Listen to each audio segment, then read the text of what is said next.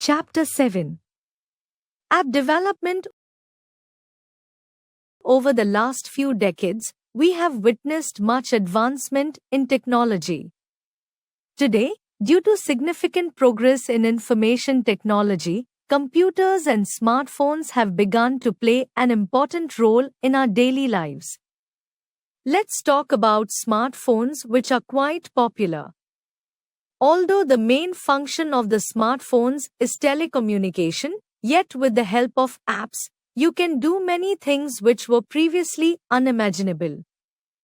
You can perform various tasks on smartphones such as online bill payment, online shopping, video calling, and message chat. You can also play a variety of video games on a smartphone.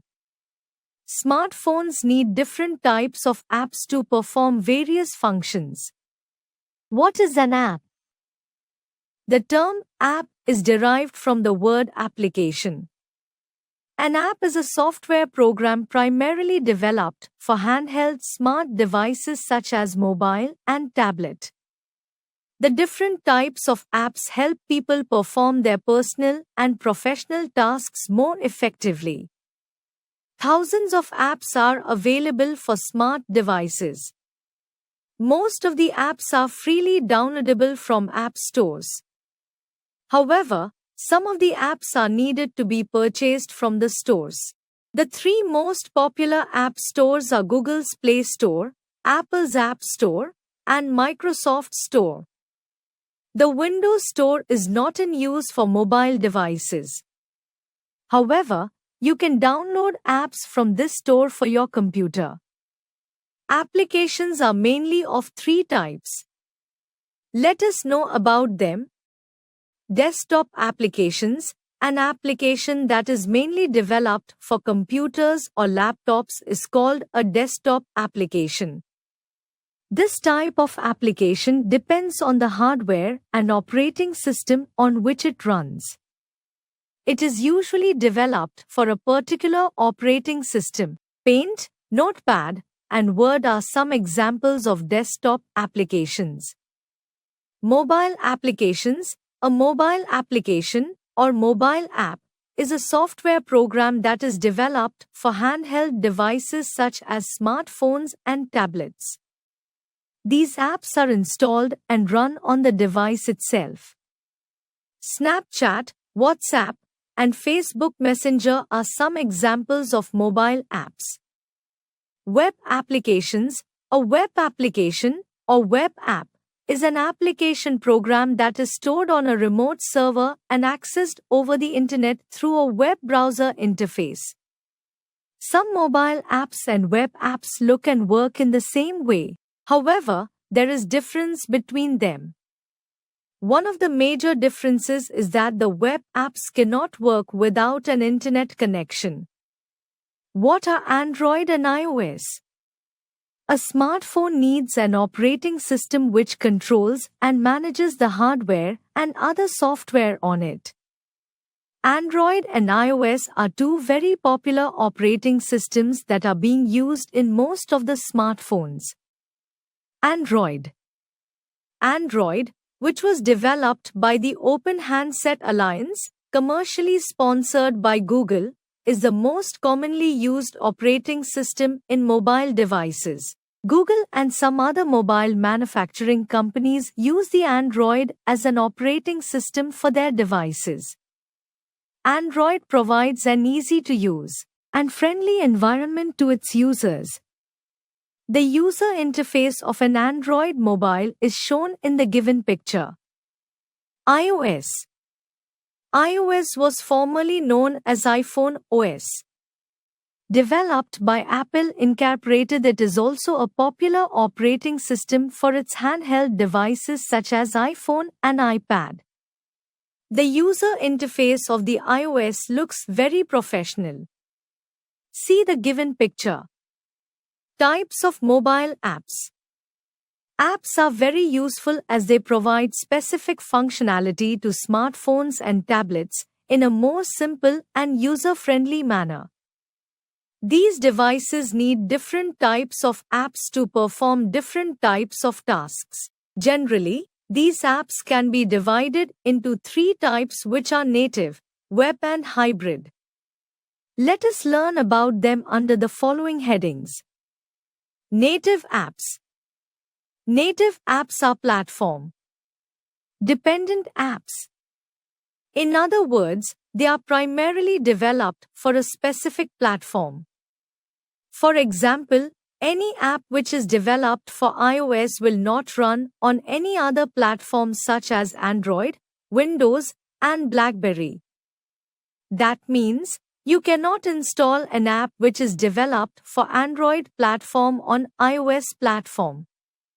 Most of the apps installed on your mobile device are native apps. These apps are distinctly accessible from app stores and offer the fastest, most reliable and responsive experience to the users. Some examples of native apps are camera, microphone, gallery, and address book. Though some alternatives are available for these apps, using native apps is the best option. Web apps. Web apps are those web applications which use a web browser to perform particular functions. These apps are not deployed on the App Store. Hence, you need a browser to access these apps on your mobile device. You also need an internet connection to work with web apps. Generally, HTML and CSS are used to develop these apps. Web apps are different from websites. The major difference is that a web app can be a small part of a website which provides a particular functionality. On the other hand, a website can consist of many web apps. OLX, Flipkart, and Pinterest are some examples of web apps. Hybrid apps. A hybrid app is one that is created by combining the features of a native app and a web app. Similar to a native app, a hybrid app is developed for a specific platform and deployed on the App Store. You need to install the hybrid app before using it on your mobile. A hybrid app can be created by using many hardware features of your device, such as camera, and by using HTML and CSS. Many developers use various development tools to package the code of a hybrid app with a browser to make it a native app. In this way, hybrid apps become cross-platform, which means that the same code can be run on multiple platforms. This technique saves the development time and cost also. Instagram, Gmail, and Twitter are some good examples of hybrid apps. Categories of mobile apps. Nowadays, almost all people are using smartphones for a variety of purposes.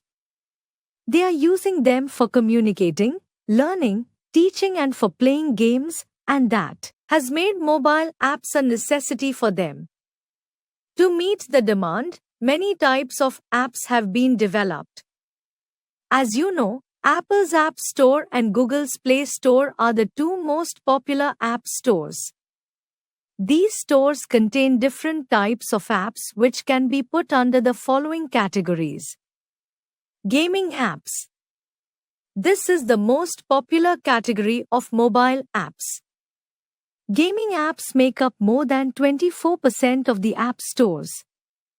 They allow us to improve our cognitive skills such as attention and focus. Some of the gaming apps allow children to learn while playing. These apps also allow us to play games with other friends and share scores on social media. PUBG, Candy Crush Saga, and Angry Birds are the most commonly used gaming apps. Productivity apps. Productivity apps, also called business apps, are used by businessmen to perform several complex tasks. These apps allow businessmen to do their work more effectively. Some of the most commonly used productive apps are Dropbox, Evernote, and Google Calendar. Entertainment apps. Entertainment apps aim to entertain people. These apps allow users to watch videos, post photos, search upcoming events, etc. The main purpose of the entertainment apps is to keep their users engaged.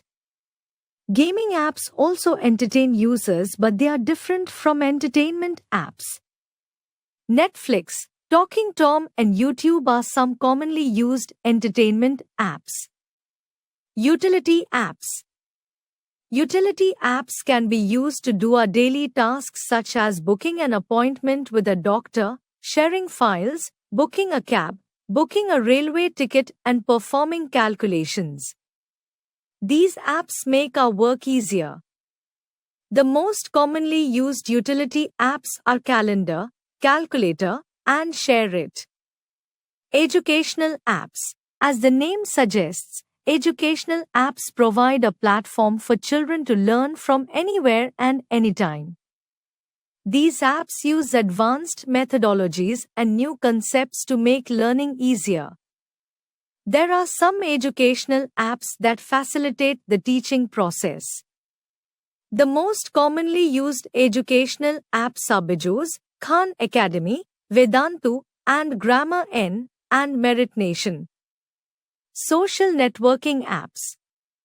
As you have read earlier, social networking apps help us connect with friends and family members. The main motive of these apps is to keep track of your friends, family, and some other people whom you do not meet regularly.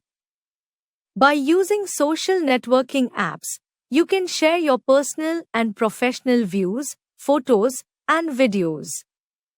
Some people also use these apps to expand their business and advertise their products all over the world. The most commonly used social networking apps are Facebook, WhatsApp, and LinkedIn. Communication apps. We use communication apps to communicate with each other by sending and receiving messages, information, and opinions in the form of texts, videos, and audios. These apps also allow us to see the face of the person whom you are talking. The most commonly used communication apps are Skype, Google Meet, and Hike. E-commerce apps. Buying or selling products or services over the internet is referred to as electric commerce or just e-commerce. E-commerce apps allow us to buy or sell products while sitting at home or any other place. Amazon is the leading online marketplace which provides an excellent shopping experience to its users. Some other examples of the e-commerce apps are Paytm, Amazon, and Grofers. How to download and install an app. Every app is a software program and, therefore, we need to first install an app on our mobile device so that we can use it. As we have already learned, Google's Play Store and Apple's App Store are the most commonly used app stores. Among these two, Google's Play Store is more popular due to the huge market of Android devices. So, let us learn how to install an app from the Google's Play Store on an Android device.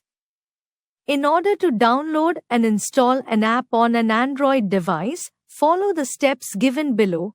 Step 1. First, tap on the Play Store icon of your Android mobile. The home screen of the Google's Play Store will appear. Step 2. Type the name of the app or related keyword in the Search for Apps and Games box at the top. In our case, we have typed the keywords Learning Apps for Students. A list of related apps will appear. Step 3. Now, tap on the app you want to install. In our case, we have tapped the Byju's app. The app info screen will appear. Step 4. Tap on the Install button. The downloading of the app will start. When the downloading is completed, the installation process will start automatically. Within a few seconds, your app will be installed on your mobile and the uninstall and open buttons will appear on the Google's Play Store home screen. Step 5. Tap on the Open button to use the app. In case you wish to uninstall the app, just tap on the Uninstall button. Tech fact. Go to Settings Apps Management to uninstall an app from your Android mobile. How to develop an app. Nowadays, we can develop an app using open source app development software available. While developing an app, we should keep the following points in mind. The idea of developing an app should be unique. The app should contain all the relevant features. The app should be user-friendly. Let us learn how to develop a mobile app with the help of App Inventor. What is App Inventor? App Inventor is an open-source, web-based app development tool provided by Google. With its help, we can create apps for smartphones. The working of App Inventor is similar to Scratch programming language, in which we drag and drop blocks for making an app. App Inventor offers two basic views: Design View and Block Editor View. A. Design View. This view consists of all the components required to design an application. B. Block Editor View. This view is the place where we combine blocks to execute an application. Setting up App Inventor. In order to set up the App Inventor, you need to have a Gmail account. To create an app using App Inventor, follow the steps given below. Step 1. In the address bar of your browser, type https://appinventor.mit.edu and then press enter. Step 2. Click on the Create Apps button. Step 3. Type your Gmail username and password. Step 4. Click on the Next button. Step 5. Click on the I accept the terms of service button. Step 6. Click on Continue to create an app. Step 7. Click on the Start New Project button to start your first project. Step 8. Type the name for your project in the Project Name box. Step 9. Click on the OK button. The Project Designer window will appear. It is divided into 4 panes. Palette pane. It is located on the left. From the palette pane, you can select components like buttons, images, and other functions required for your app. View pane. It is the white area to the right of the palette pane. Here, you can view and arrange added components. Components pane. Located to the right of the view pane, this pane shows a list of all the components added to the screen in a hierarchical view. Properties pane. When we click on a component in the viewer, we see its properties listed here. From here, the properties of components can be changed. Creating a talking app. You can design the interface by choosing buttons, images, or text boxes and specify the functionalities of your app in the Project Designer window. Adding a button. Drag and drop a button from the palette pane to the view pane. Testing the app. App Inventor allows you to test your app while creating. In order to test your app, connect your Android device and download MIT-A12 Companion. Now, follow the steps given below. Step 1. Click on the Connect menu. Step 2. Select AI Companion from the drop-down list. Step 3. Open MIT-A12 Companion on your device and connect by scanning the QR code or typing the code displayed on your screen. Make sure your device and computer are connected to the wireless network to perform these steps. In case you do not have any Android device, you can download emulator on your computer, which works just like an Android device while working on the computer. Some commonly used examples of Android emulators are Make Your Own, LD Player, Android Studio. Renaming the button. In the Components pane, button is displayed as buttons. If you wish, you can rename it. To rename a button, follow the steps given below. Step 1. Click on the Rename button. Step 2. Type the new name for the component. In this example, we have given the name Talking to Me. Step 3. Click on the OK button. The new name for the button will appear in the component pane. You may notice that in the View pane, the button still has the name text for button 1 displayed on it. Changing the display name of button. To change the display name, follow the steps given below. Step 1. In the View pane, click on the button. Step 2. Type a new name for the button in the text box. Adding a text-to-speech component. From the palette pane, open the media drawer and click and drag the text-to-speech component to View pane. Always remember that this component will not appear in the View pane because it will drop under non-visible components that will show up on the app's user interface. However, if you wish, you can still find it in Component pane and Properties pane. Block Editor. Let us now learn how to work in the Block Editor view. This is the place where we code the components added in the design window and give instructions so that actions can be performed by them. The main parts of the block editor are as under: built-in blocks. It consists of all the predefined blocks in the application. They are responsible for handling operations like text, maths, control, and logic. Component blocks. It consists of relevant blocks for the components we have added in the design window. Workspace. It arranges all the blocks for coding in the workspace. Trash. It is used for deleting blocks that are not needed. Backpack. It stores the copies of all the blocks even when we close the App Inventor software. Making click event for button. To do the same, follow the given steps. Step 1. Click on the button talking_to_me. Step 2. Drag and drop when talking_to_me. Click to block and drag and drop it to the workspace. Notice that this is an event handler block that will handle what happens when you click on the button on your app. Programming the text-to-speech action. To do the same, follow the given steps. Step 1. Click on the text-to-speech block. Step 2. Click and hold the call text-to-speech 1.speak message block. Step 3. Drag it over to the workspace and drop it over the button. Step 4. Click on the block. When you click on the button on your app, this block will execute the command and make your phone speak. Entering message in the text block. To do the same, follow the given steps. Step 1. Click on text component. Step 2. Drag and drop the message block on the call text-to-speech 1.message block. Step 3. Type the message within the message block. Testing the app.